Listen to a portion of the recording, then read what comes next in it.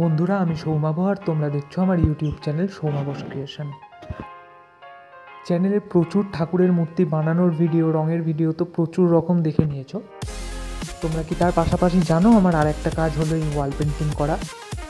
আমি প্রচুর জনকে কমেন্ট করতে দেখেছি তোমাদের, যে তোমরা আমাকে পার্সোনাল জিজ্ঞেস করো যে দাদা তুমি কবে থেকে এই কাজের সাথে যুক্ত। আমি তাদের উদ্দেশ্যে বলছি, মূর্তি তৈরির কাজে কিন্তু আমি অনেক পরে যোগ হয়েছি। আমি জানো ক্লাস 2-3 থেকে কিন্তু ড্রয়িংয়ের সাথে যুক্ত।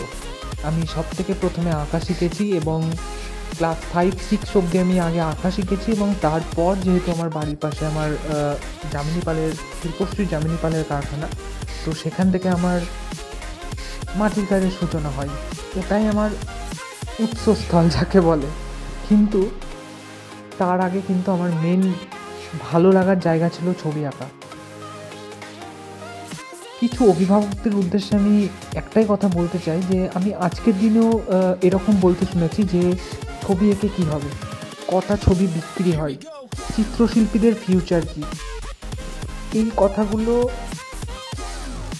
আমার এখন মনে হচ্ছে যে অত্যন্ত অমূলক একটা কথা। উদাহরণ হিসেবে যদি আমি নিজেকে দিয়েই বলি আপনাদের, দেখুন এই যে ভিডিওর ছবিগুলো পরপর দেখছেন, এগুলো কিন্তু শুধু এই কটাই যে আমি এতদিনে এঁকেছি তা নয়। ছোট ছোট আরও প্রচুর কাজ করেছি, যেগুলো এই ভিডিওতে দিলে সেই ভিডিওর লেন্থ আরও বড় হয়ে যায়। আর এই ভিডিওটাই প্রমাণ করে যে ছবি বিক্রি হয় কি না। একটা ছবিও ছোটোখাটো কোনো ছবি না, গোটা ঘরের গোটা দেওয়াল জুড়ে জুড়ে আঁকা ছবি। যারা এই ছবি আঁকতে ভালোবাসো তাদের বলছি, যদি মন থেকে সত্যিই ভালো লাগে এই ছবি আঁকতে, কখনোই তোমরা ছেড়ো না। আর অভিভাবকদের বলছি যে প্লিজ একটু সাপোর্ট করুন আপনার সন্তানদের, বা যারা এরকম আঁকতে ভালোবাসে তাদের। এটাই বলবো। কারণ অন্য কিছু কিন্তু সবাই হতে পারে, চিকিৎসক, ডাক্তার, ইঞ্জিনিয়ার, ভালো পড়াশোনা জানলে অনেক কিছু হওয়া যায়, অনেক কিছু করা যায়। কিন্তু শিল্পী হওয়া কিন্তু এত সহজ নয়।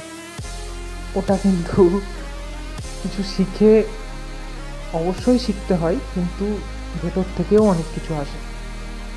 এটাই বলবো, যারা এই কাজের সাথে যুক্ত তারা নির্দ্বিধায় কাজ চালিয়ে যাও, আর আপনাদের বলছি তাদেরকে সাপোর্ট করতে।